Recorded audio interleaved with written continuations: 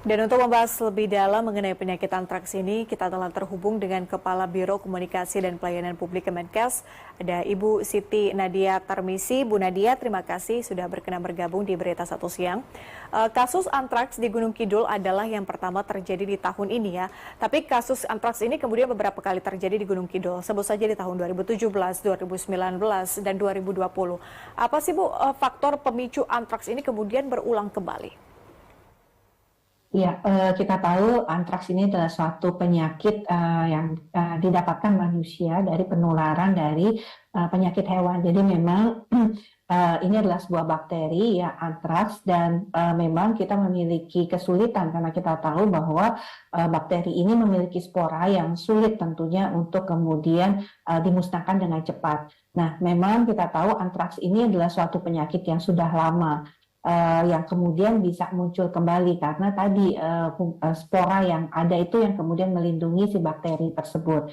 Nah, di mana saja antraks ini muncul, ini memang umumnya adalah pada daerah-daerah yang sebelumnya itu adalah merupakan daerah-daerah peternakan ya, baik itu sapi, kambing, karena memang ini adalah penyakit yang awalnya adalah pada hewan. Oleh karena itu kalau kita lihat penyakit antraks ini, kalau kemudian kondisi lingkungan udara kemudian membuat ini baik ya, artinya cukup membuat si bakteri ini bisa berkembang, itulah kemudian mengapa muncul di beberapa daerah terjadinya kejadian antraks ini.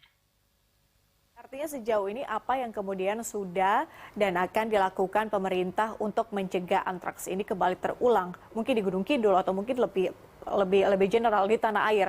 Apakah kemudian Kemenkes sendiri akan menetapkan KLB? Ya, yang pertama adalah kita tahu bahwa untuk mencegah antraks kita harus pastikan ya bahwa satu, tidak ada hewan ternak yang tertular sakit antraks ini. Ini harus kita jaga. Jadi kalau misalnya dari sisi tentunya vaksinasi pada hewan ternak, pada sapi, kambing itu tentunya harus kita lakukan. Yang kedua adalah mendapatkan makanan atau kalaupun misalnya ternak itu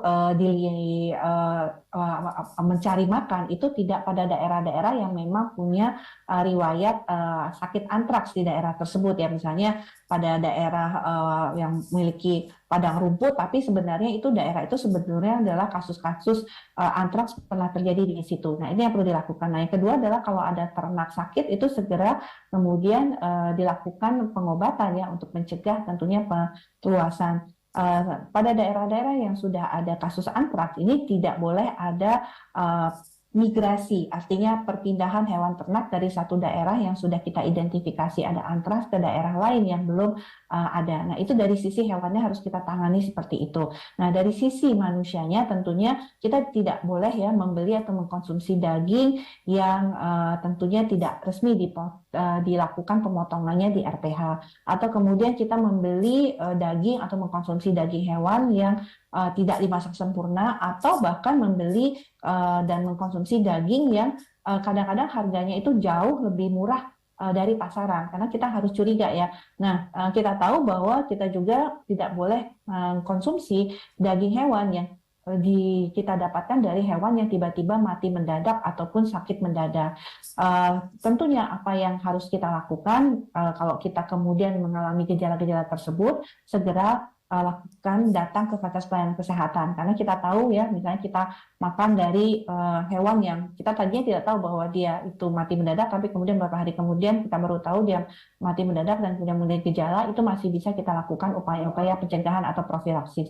Nah, apakah kita akan menentukan KLB? Ini tidak akan kita lakukan ya, karena memang kejadian ini terutama terulang pada daerah-daerah yang memang merupakan daerah-daerah endemik antraks untuk hewan ternak. Dan saat ini sebenarnya untuk daerah Gunung Kidul sendiri sudah teratasi karena kasus kematian 3 itu sekitar bulan Juni, dan saat ini sudah kita tidak temukan lagi, dan juga sudah kita lakukan upaya-upaya pemberian antibiotik pada hewan, pemberian profilaksis pada